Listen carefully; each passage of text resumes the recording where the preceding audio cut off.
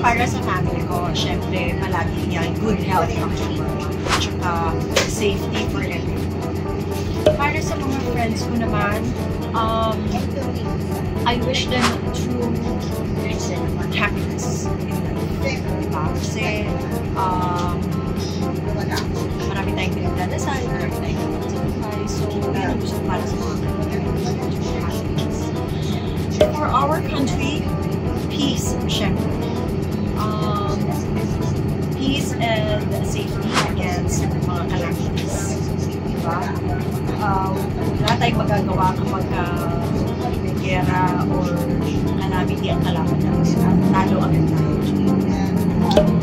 And for the world, syempre, for peace then, no? Ang hirap naman kung nagigera yung mga iba't-ibang bansa. So, peace and kindness in our hearts. And for myself, maliban sa, of course, I also pray kasi I always pray for my family and my friends. Palaging para sa ibang tao. Ako lang, gusto ko sana yung meron ng peace of mind and that I'm able to do what I'm comfortable with and